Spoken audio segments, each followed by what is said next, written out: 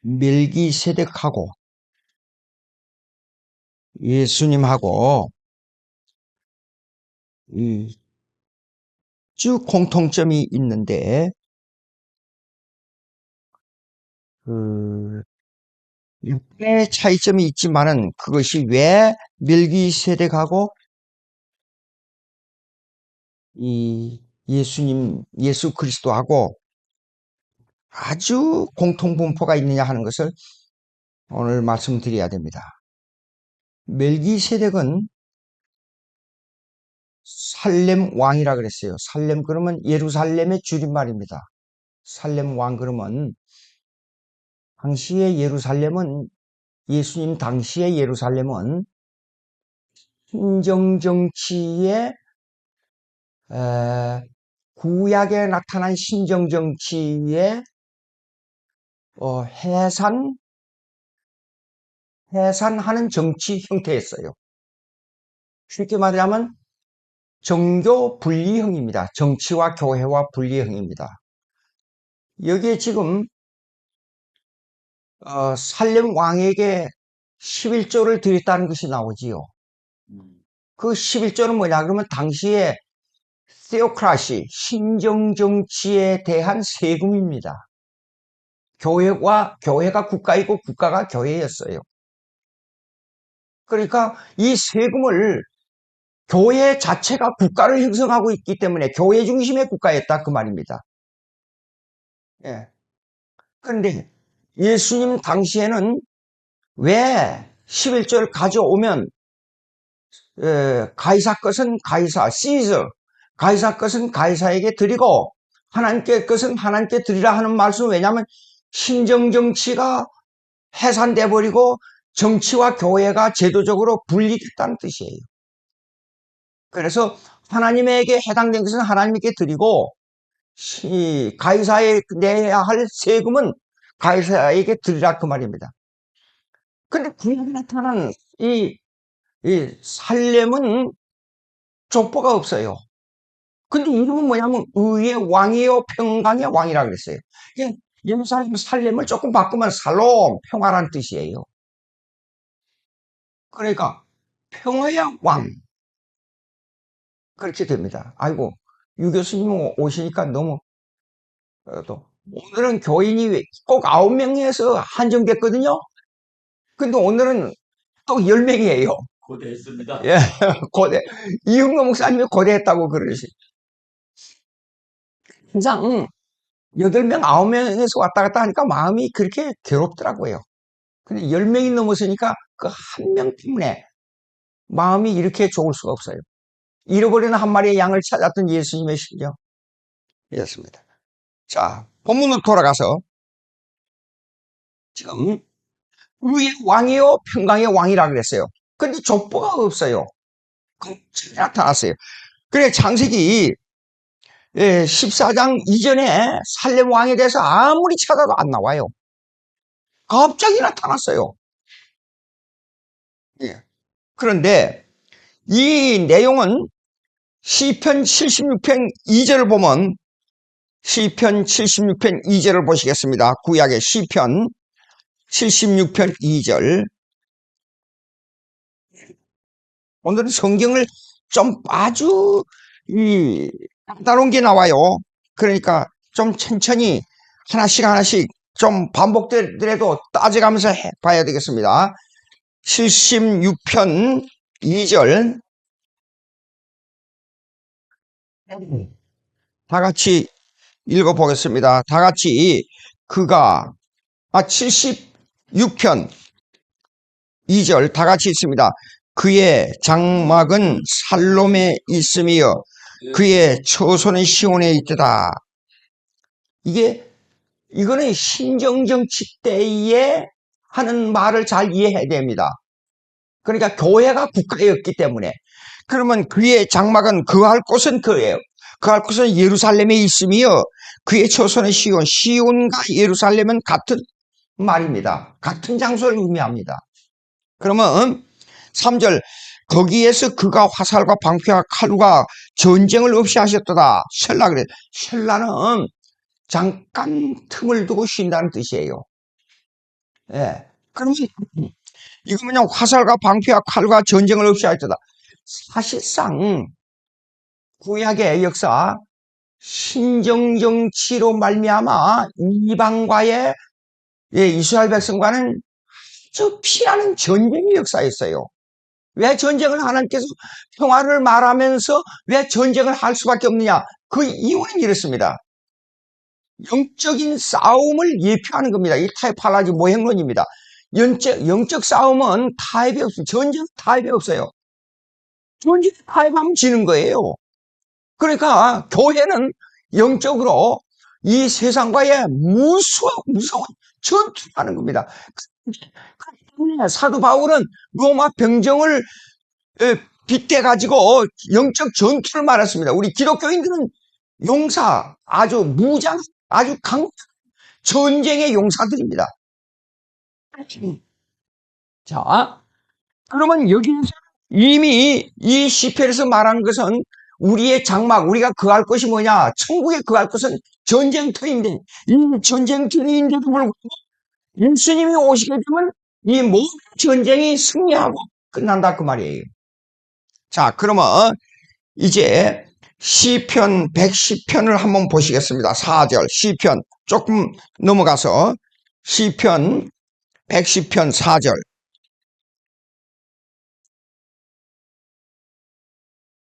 110편 4절 보시겠습니다. 다 같이 여호와는 맹세하고 변하지 아니하시리라. 이르기를 너는 멜기세덱의 서열을 따라 영원한 제사장이라 하셨도다 그랬어요. 멜기세덱의 서열은 순서를 따라 오르 순서를 따라 멜기세덱의 정한 대로 따라서 이건 누구냐 그러면 예수 그리스도를 말합니다. 예. 그럼 여기 히브리서는 멜기세덱의 반차를 따라 그렇게 되어 있단 말이에요. 예. 가만. 요거 좀 말하는 거 빼보세요. 자, 됐어요. 지금부터 녹화합니다.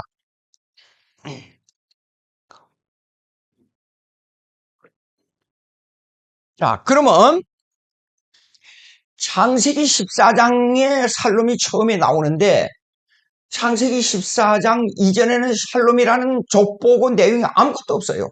갑자기 나타났어요. 그런데 11조를 드렸단 말이에요. 그 신정정치 때 일어나는 겁니다.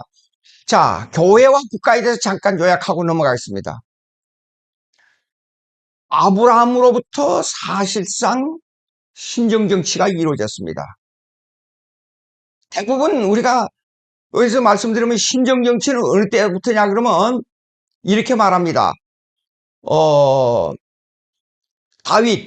사울과 다윗 때부터 신정정치로 인해서 전쟁이 일어났다 이렇게 말하는데 사실상 그 우리의 조상인 처음에 믿음의 조상이 형성될 때에 아브라함부터 이 신정정치가 형성된 겁니다. 왜냐하면 11조를 이 살렘 왕에게 멜기세덱에게 드렸기 때문에 그래요. 근데 그때 당시에 뭘 했냐 그러면 전쟁을 했어요. 전쟁을. 아브라함이 적군과 싸웠어요. 그래가지고 이긴 그 플런더 노획물에서 전부 떼가지고 11조를 드렸다 그 말입니다. 근데 여기 구약에 보면 이런 게 나와요. 그것을 나누어서 그랬어요. 나누어. 여기 보시겠습니다.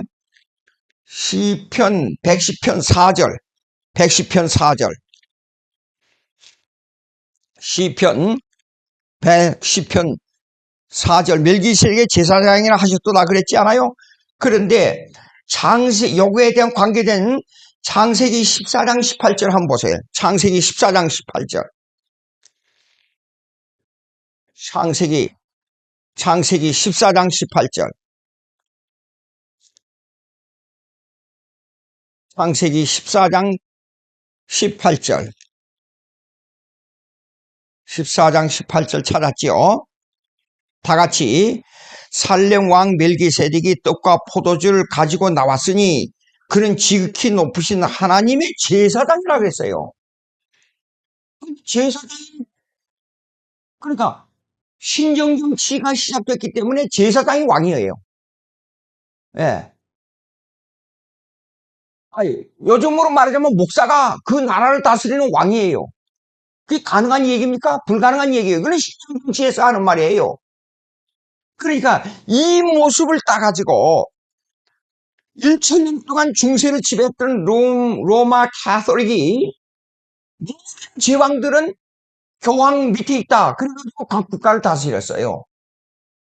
아니, 동안이나 십자군 전쟁을 일으키면서 십자군 전쟁으로 말미암아 그렇게 사람을 죽이고, 자, 지금 같으면 비행기로 가고 자동차로 가기 때문에 얼마나 간단한지 몰라요.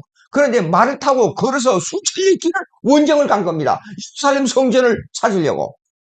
그런데 2년 동안 10번에 걸쳐서 2년 동안 전쟁을 시도해서 다 실패했어요. 그것은 누가 그 지시했느냐? 교황이 한마디 되면 영국에서, 독일에서, 티에서, 프랑스에서 전부 군대들을 모아가지고 원정을 가는 거예요. 아니, 지금 같으면 뭐 수백리 수천리 미사일을 때려버리면 그만이에요. 네, 그건 걸어서, 며칠 걸어서 원정을 갑니다.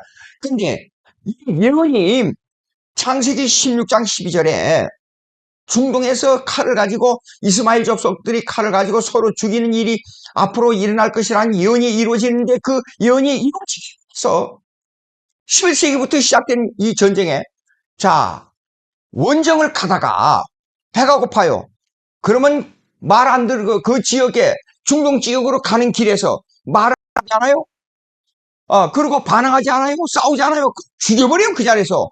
기독교인들이 십자군 병사들이 그리고 모든 다 데려가요.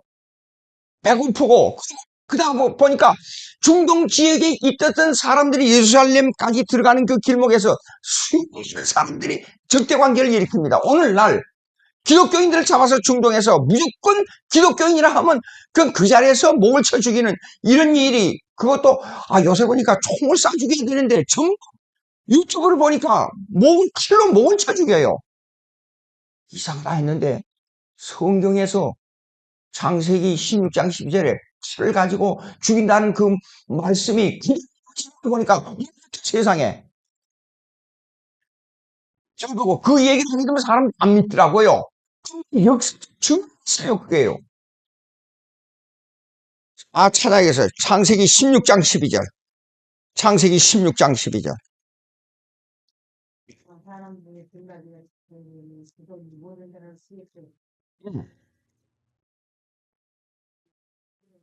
같이 읽어야 되겠어요. 잠깐 기다리세요.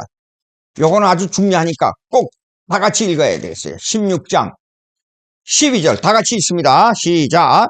그가 사람 중에 둘나이같이 되리니 그의 손이 모든 사람을 치겠고 모든 사람의 손이 그를 칠지며 그가 모든 형제와 대항해서 살리라 그랬어요.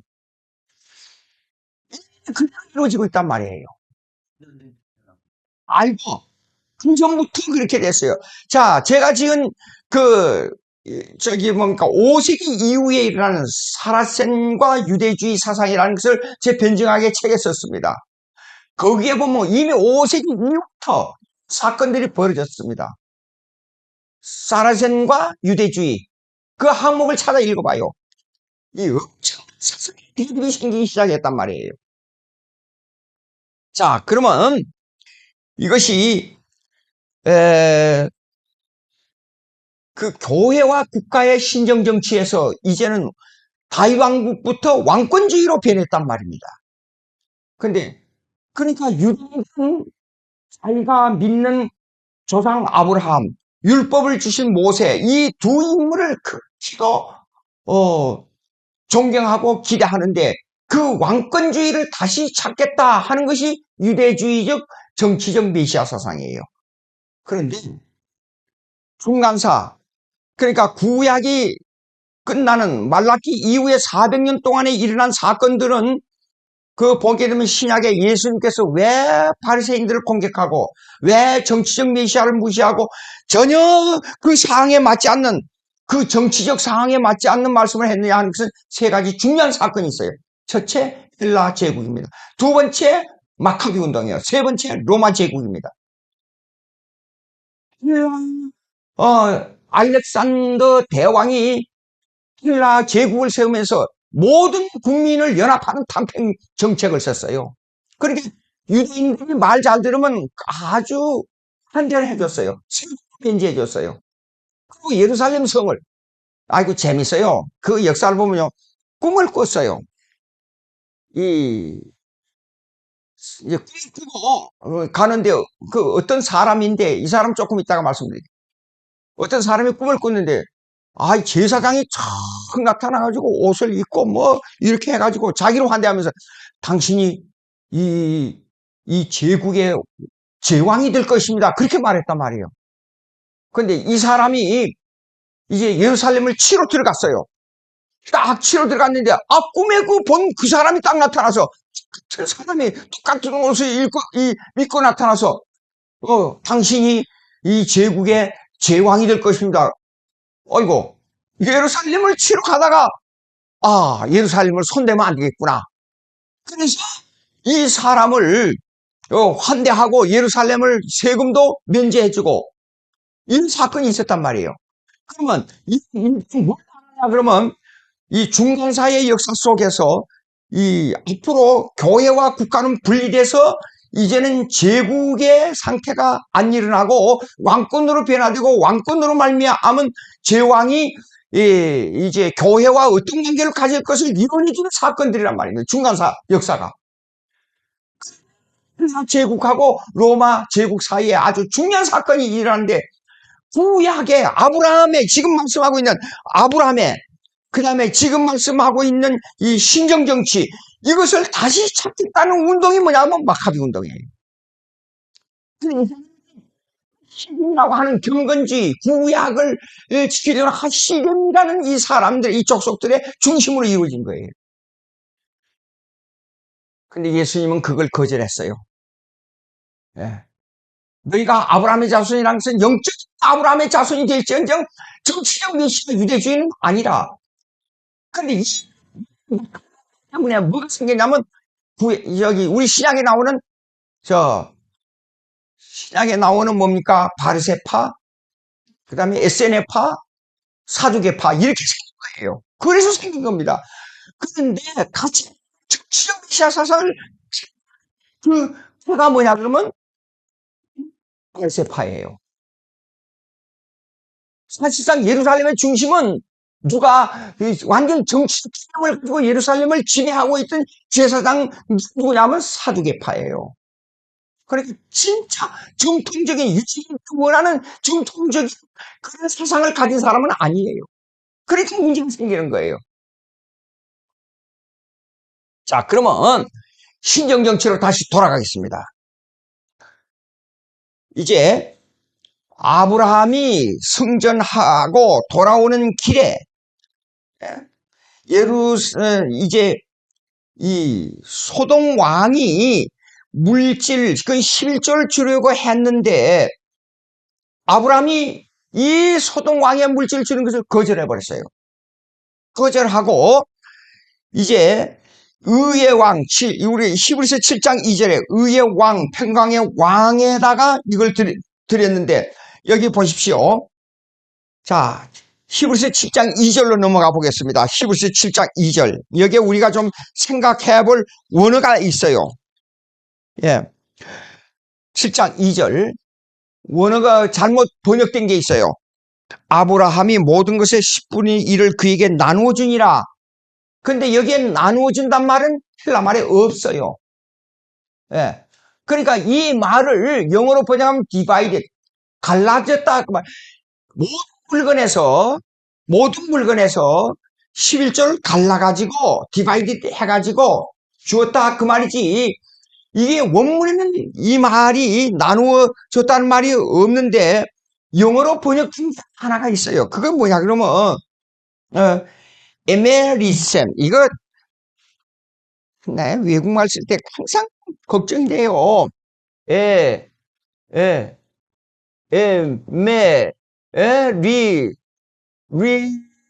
리센 이렇게 돼 있어요. 응? 이게 헬라 말인데 이거는 여기 전체에서 요 말은 무슨냐면 이 전체에서 요걸 떼줬다 그 말이에요. 근데 이게 잘못해가지고 보십시오. 2절 아브라함이 모든 것의 10분을 그에게 나누어 주니라. 그러니까 이렇게 번역해야 돼요. 10분의 1을 떼어서 주었다 그 말이에요. 예, 분리해서 주었다. 그렇게 해석해야 됩니다. 좀 오해가 될 만한 그런 번역이 잘못 나왔어요. 자, 요한복음 8장 58절 한번 보세요. 요한복음 8장 58절. 요한복음 8장 58절.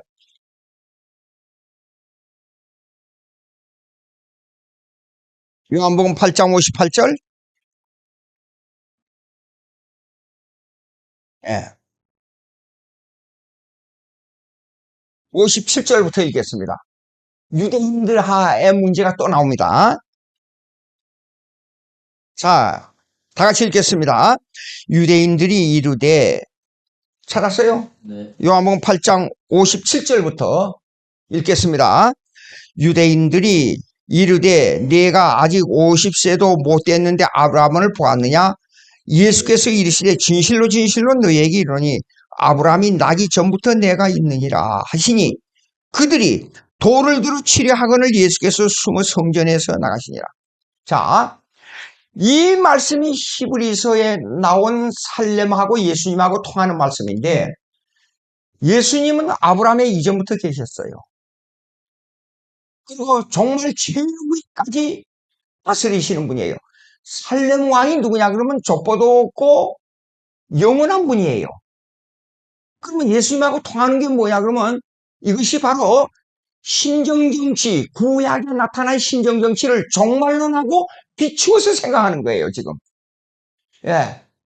구약의 신정정치는 뭐야 그러면 오직 하나님께서 모든 만물을 다스리고 그의 권한 안에 두는데 오늘같이 교회와 국가가 나누어져서 제도상의 영역 주권을 따로 가질 수 있다는 것이 아니고 오직 하나님의 주권하에서만 모든 것이 되는데 창세 이전에는 만물을 창조하기 이전에는 살렘 왕 삼일체 하나님의 모든 것을 그 주권 안에 다스리고 계획한 그런 상태였습니다. 만물을 어떻게 지배하겠다는 계획을 세운 그런 상태였어요. 그러나 지금은 영역 주권으로 교회와 국가가 따로 있는데 이것을 분리해서 지금 이끌어 가는데 이 이끌어 가는 이 상태가 종말이 오게 되면 살렘왕 즉 예수님이 아브라함의 이전부터 계셨던 그 예수님이 아브라함 이후에도 계신 이 예수님이 종말의 모든 것을 하나님의 주권을 가지고 사실 영적 신정 정치로 들어간다 그 말이에요.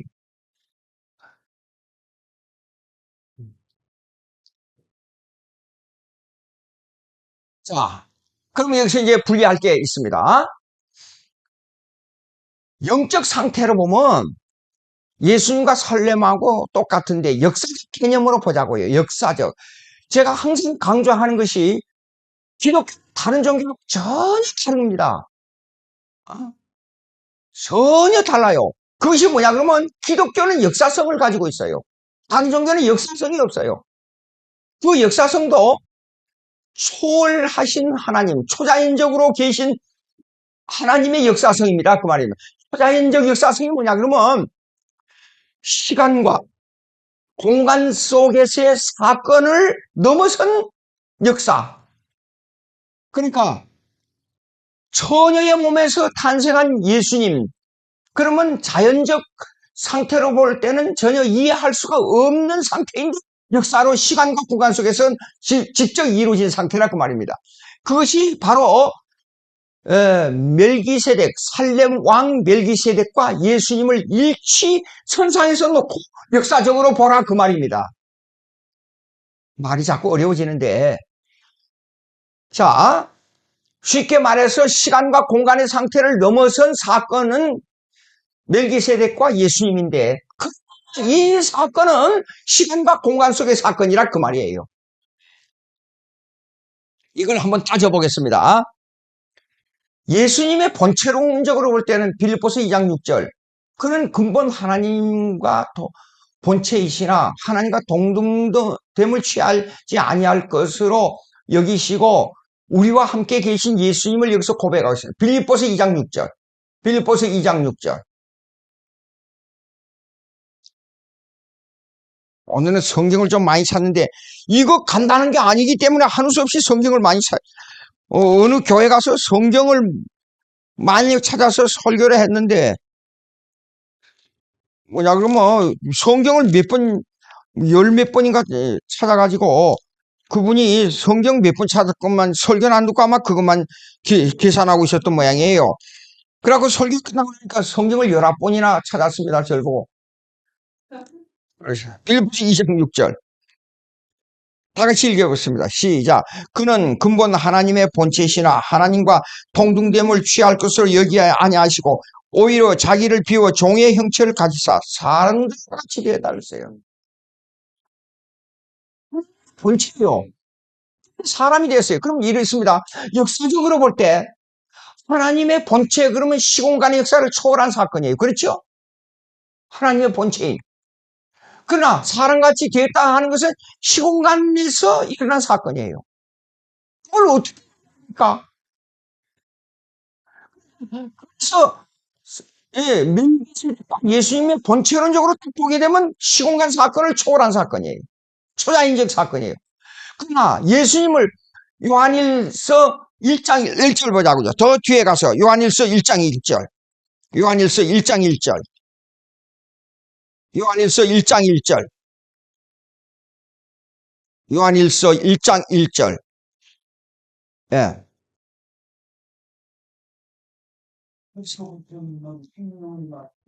예. 최초부터 다 같이 하겠습니다. 최초부터 있는 생명의 말씀에 관하여는 우리가 들은 바요 눈으로 본 바요 자세히 보고 우리의 손으로 만진 바라 그랬어요. 태초부터 있었다 그러니까 시간 이전에 있었어요. 분명히. 근데 그분을 시간과 공간 속에서 보고 말하고 만지고 그분의 말씀을 들었어요. 누굽니까? 예수 그리스도예요. 이게 바로 멜기세덱 구약에서 신경정치의 개념에서 멜기세덱을 두고 하는 말인데 정말이 오게 되면 예수님을 두고 하는 말이란 말입니다. 예. 그 말이에요. 그리고 요한복음 14장 8절, 이거 14장 8절 할까요? 12장 45절. 요한복음 12장 45절. 요한복음 12장 45절. 요한복음 12장 45절. 요한복음 12장 45절. 자, 44절부터 읽겠습니다. 다 같이 시작. 예수께서 외쳐 이르시되 나를 믿는 자는 나를 믿는 것이 아니요 나를 보내신 이를 믿는 것이며 나를 보는 자는 나를 보내신 이를 보는 것이라 그랬어요. 지금 요한일서 1장 1절하고 통하는 말이에요. 시공간을 초월한 실체가 시공간 속에 들어와서 보고 말하고 믿고 그분을 만지고 한 거예요. 다른 종교에서 이런 게 있어요? 없어요. 아니, 나는 석가모니보다 나은 사람이에요. 생각해보 영원한 생명 속에 있어요. 석가모니는 죽었어요. 생각을 해보세요. 근데 이 사건의 보증 말씀이 뭐냐, 그러면 여기 보시오. 나를 보는 자는 보내신 이를 믿는 것이요. 그랬어요. 보고 만진 예수, 이분은 본체적으로 영원히 계셨어요. 영원 속에. 시공간 속으로 나타나신 분이에요. 이게요. 이건 다른 종교에서는 불가능한 얘기예요. 그러면 이제 이 사건을 그냥 그대로 생각할 게 아니라 이거는 아주 중요한 얘기가 있는데 그것이 뭐냐 그러면 구약에 예수님을 계속 예언했어요. 예언해서 이루어지니까 그 실체다. 그렇게 간단하게 생각할 게 아니라 아까 제가 말씀드린 대로 기록만이 역사적 종교라 근데 이것을 이 이론도 역사를 통해서 예언한 것이지 그냥 점쟁이가 가만히 보니까 이렇게 점쟁이들이 이러잖아요. 뭘 던져가지고 그걸 맞지. 이렇게 되겠다. 그게 아니고, 실체, 보고, 그 실체 그대로 예수님이 오신다는 것을 예언한 것이 구약이란 말입니다. 쉽지 않지만은, 그 실체를 예언과 함께 말씀하는 거 또 한 군데만 제가 설명하려고 그래요. 이사야 7장 14절. 이사야 7장 14절.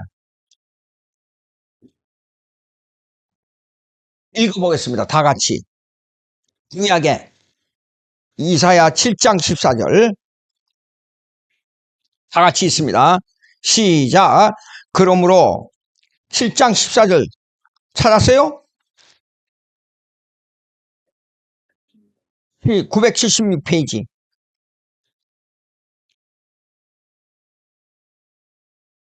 다 같이 있습니다. 그러므로 주께서 친히 징조를 너희에게 주실 것이라. 보라, 처녀가 잉태하여 아들을 낳을 것이요 그 이름을 임마누엘이라 하리라. 근데 여기 문제가 있어요. 여러분, 처녀가 잉태하여, 이 750년 전에, 예수님 오시기 전에 750년 전에 기록된 말씀입니다. 그러니까 이건 틀림없다. 그 말씀에 우리에게 던지는 게 한마디가 있어요. 징조의 징조. 징조는 실제 사인. 실제로 사인을 이렇게 해가지고 너희에게 처녀가 잉태하여 아들을 낳을 것이라 하는 것을 실제로 역사적으로 보여주겠다. 그런 뜻이에요, 이게요. 그러면 여기에요. 이제 15절 봅시다. 그가 누구예요? 징조로 보여주는 그 징조 속에 나타난 한 인물이에요. 실제 역사 말입니다. 예? 아무리 생각하고, 어떤 놈 죽어봐야 천국 가는지 알면 이런 무식한 소리 하지 마라, 그 말입니다, 제 말은. 예? 죽지 않아도 죽어서 경험한 것보다 더 정확한 징조가 우리 속에 있다, 그 말이에요. 자, 그가 악을 버리며 선을 택할 줄 알 때가 되면 엉킨 적과 꿀을 먹을 것이라. 이것이 징조인데 이 사건이 뭐냐면 이 사건이 그대로 당시에 이루어졌다 그 말입니다. 구약에서 설명하겠어요. 여기에 이 내용은 자 이사야가 예언할 때 내용은 네 왕이었어요. 이사야 7장 1절 보시겠습니다. 뭐 역사적 사건에 의해서 예언한다 그랬죠. 7장 1절 보시겠습니다. 이사야 7장 1절. 유다 왕, 제가 있습니다. 유다 왕, 우시야 왕, 요담 왕, 아하스 왕, 히스기야 시대에 네 왕을 거치면서 유다가 예언한 겁니다. 내용은 그대가 아니라, 그대로가 말만 한 게 아니라, 열왕기하 15장 이후에 나온 사건들입니다. 열왕기하 15장 이후 16장까지. 17장도 나와요. 그렇지만은 열왕기하 15장, 16장에 주로 이 왕들의 사건이 나와요. 제가 성경 말씀을 강의할 때 이런 말을 했습니다. 예언은 그냥 점쟁이가 예언한 게 아니라 역사적 근거가 있다 그랬는데 그것이 뭐냐면 역대상하, 열왕기 상하를 읽으라 그랬어요. 그 예언의 왕 사건을 가지고 역대상하나 열왕기 상하를 읽어보면 그 사건들이 아주 정확하게 나열되어 있어요. 이사야 7장 14절 15절을 여기에서 그 왕들의 사건을 가지고 얘기하는데 그 사건의 사건들이 나타나는데 그거 지금 설명하겠어요. 역사적 사건을 설명하겠어요. 자,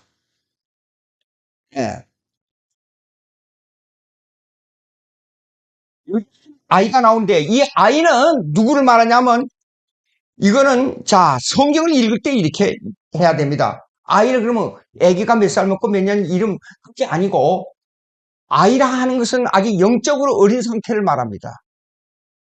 그리고 성경에서 쓰는 시적 표현을 하거나 성경 해석하기 중요하다는 게 그겁니다. 시적인 표현을 하거나 상징적 문장이 나올 때는 반드시 1인칭, 2인칭을 안 쓰고 3인칭을 많이 써요.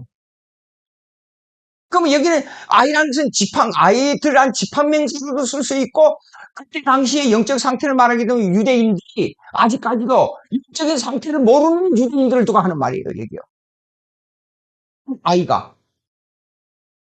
자, 그런데 이때에 이 영왕 시기에 임마누엘이라고 하는 한 아이인데 이걸 누구 임마누엘 아이를 붙이면 예수님이에요.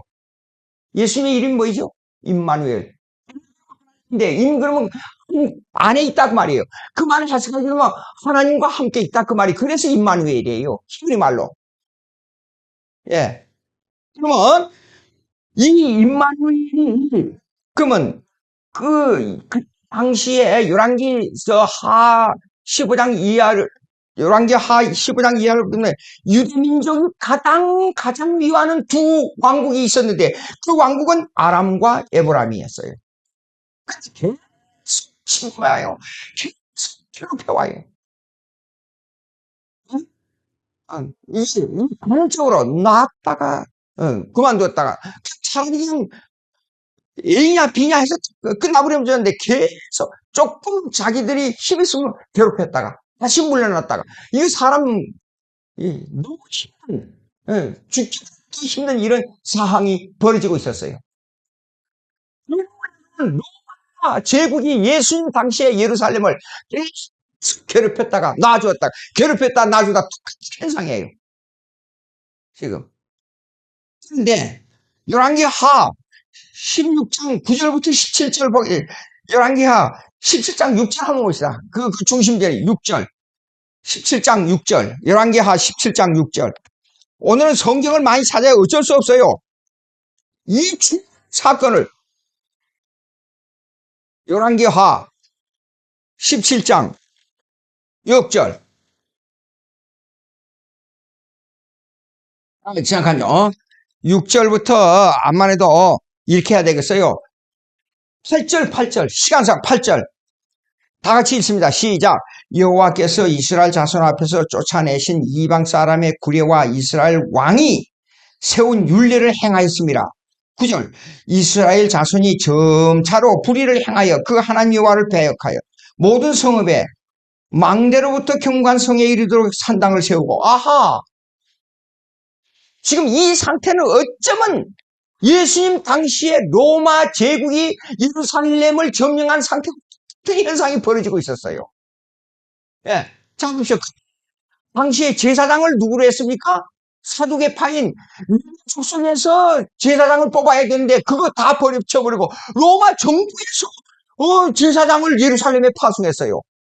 완전히 이 예루살렘이 아니고 이방 산당이 버렸어요. 지금 역사적으로 그 예루살렘의 당시에 열왕기하 예루살렘이 그 당시에 역사적으로 이루어진 사건이에요. 이거는 사건을 통해서 당시에 예루살렘 상태를 그대로 예언한 거예요.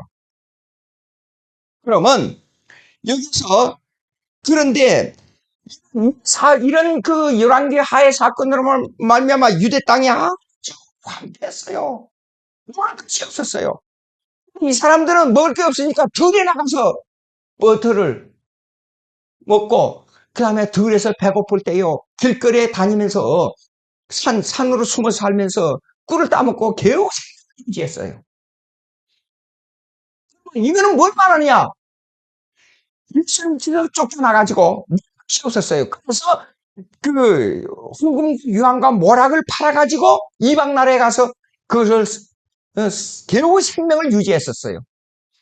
그러니까 이런 역사적 예언이 그냥 말이 점쟁이가 말한 예언이 아니고 역사적 예언은 예수님의 생활상을 그대로 그려내고 있어요. 그래가지고 이제 어린애가 자기가 예수님이 어린애가 자기 인식을 내가 누구는 인식을 찾을 때가 되니까 예루살렘으로 돌아왔어요. 혹시 여기 나타난 그 어린아이가 아까 읽었던 어린아이가 자기 인식을 찾을 때 돌아온 다시 히브리서 7장으로 다시 넘어가요. 히브리서 7장 히브리서 7장 예. 이거 가만 잠깐요. 이거 시간상 안 되겠어요. 이거 설명하려면 한도 없고 끝도 없어요. 다시 그러면 유대 백성을 여기에 열왕기하 이거 이스라엘 백성 요거 요렇게 암만 해도 안 되겠어요. 이거 그가 악을 15절 아까 열왕기하 15절 17장 15절 17장 15절 열왕기하 17장 15절 열왕기하 17장 15절 보십시오. 17장 15절부터 보십시다. 15절부터. 15절.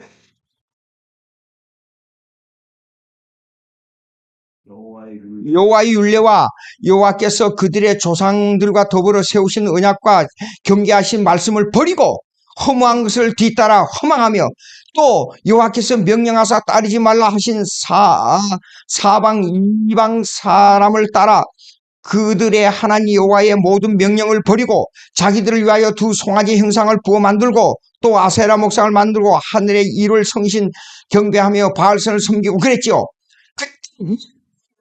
사실상 당시에 예수님 당시에 예루살렘의 사두개파가 예루살렘을 지배하던 상태하고 현상을 말하고 있습니다.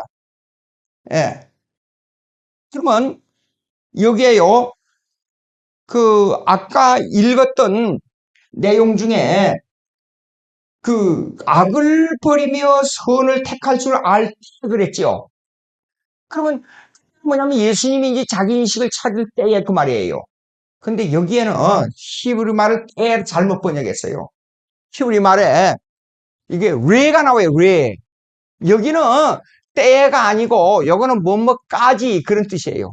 어느 때까지. 우리를. 예. 예수님이 어린애로 있을 때가 아니고 이제 자기라는 걸 어느 정도 커서 자기라는 걸 인식할 때까지, 예? 아람과 에브라임으로 말미암아 계속 받아가지고 고통을 당할 것이라 그런 뜻이에요. 때까지니까. 그러면 이게 문제가 생긴단 말이에요. 번역상. 예. 그러면 보라, 처녀가 잉태하여 아들을 낳을 것이니 그 이름을 징조로 보여주는데 그 이름을 임마누엘이라 하는 말은, 이 말은 역사적인 사건의 두 가지를 말하는데 우리가 알지 못하는 역사가 하늘나라에서 이루어지는 역사가 있고 시간과 공간 속에서 눈으로 볼 수 있는 역사가 있는데 이 예수님의 예언의 역사를 시간과 공간 속에서 볼 수 있는 역사를 통해서 우리에게 예언해줘. 예. 역사를 통해서 예언해준 사건인데 사건의 역사가 우리가 말하는 점쟁이가 말하는 예언이 아니고 그냥 예언이라는 것은 미리 나타난 예언 사건을 실제적 사건을 미리 말해준다 하는 그런 뜻이에요. 예. 그래서 프로페시라 그래. 프로페시는 사건을 실제로 미리 말해준다 그런 말이에요. 그러나 이제는 사건이 같은 것 같지만은 자 여기서 신정정치에서 종교 분리형으로 나타나는 국가를 말하고 11조에 대한 얘기도 할 말이 많아요. 그런데 오늘 시간상 여기서 끝나겠는데 그리고 근데 한국이 말씀드릴 것은 뭐냐면 멜기세덱의 살렘 왕 의의 왕 멜기세덱이 예수님과 같은 동기성을 가지면서 시공간 속에서 역사성을 가지고 있다. 그러나 예수님이 진짜 살렘 왕 영원한 평강의 왕이시니까 이 땅에 우리가 살면서 100년도 못 사는 이 삶을 살면서 김경자 목사님 저를 보고 120세에서 살아라 그러는데 제가 반응성이 있어요. 왜냐면 우리 할아버지가 외전시대 때 78세에 세상 떠났어요. 예. 60세 살면 저기 환갑 잔치한다고 그랬는데. 근데 70이 넘으면 진갑잔치 한다고 그랬는데 78세가. 근데 우리 아버지 97세까지 살았습니다. 그러면 거기에서 우리 아버지에서 제가 20년을 첨가하게 되면 117년을 살 수가 있다.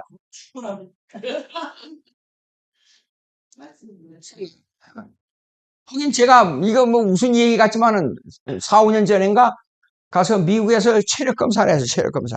이렇게 하니까 그때 당시에 62세가 나왔어요. 그러니까 10몇 년을 더 앞서 있어요. 나이상으로는. 그런데 사람은 하나님께서 정하신 때가 있어요. 내일 나 데려가겠다고 내일 가는 거예요. 예. 하나님의 계산상, 인간의 계산상으로 그런 거예요. 근데 이 역사는 무슨 역사냐 그러면 우리가 이 문화 속에서 사는 어떤 사건을 기준하고 그 다음에 시간을 기준해서 나타나는 것을 우리가 계산하는 것 뿐이지 하나님의 역사는 어린이집 낳았다가 몇 살 안 돼서 죽는 애도 있는데 그걸 어떻게 우리가 가늠할 수 있습니까? 우리가 이 땅에 살면서 이 말은 뭘 이 전제하는 말이냐 그러면 우리가 이 땅에 살면서 내 인생은 하루밖에 없다. 왜? 천년하고 하루니까 우리 삶을 하루를 천년으로 계산하지 말고 계산하면서 살는 겁니다. 그 하루를 준비해야 돼요. 아주 금방입니다. 우리 어머니 생각이 자주 나서 요즘도 연말이든 그 추운 겨울이 돌아오면 가슴이 아프니까 추운 겨울에 어린애들 옷을 어떻게 준비할까? 제가 어렸을 때 덥지 않습니까? 근데 벌써 올해 어머니 세상 떠난 해가 51년 차예요. 예. 50, 반세기가 조금 사건이에요. 우리가 살고 있어요. 제가 아무리 이 땅에 오래 산다 그래도 제가 살아온 것만큼 더 오래 살 수는 없어요. 절대로. 그렇기 때문에 어떻게 생각하지 말고 철저히 생각하면서 어떻게 우리가 이 세상의 삶을 하나님께 드리냐 이 점을 만져 기도하십시다. 하나님 아버지 감사합니다. 우리가 어떻게 하면 하나님께 영광을 돌려야 될까? 멜기세덱과 예수님을 통해서 하늘나라의 영원한 분이 누구이란 것을 확실히 알았기 때문에 우리는 그분의 명령에 따라서 전심을 다해서 삶을 살아가기 원합니다. 예수님의 이름으로 기도합니다. 아멘.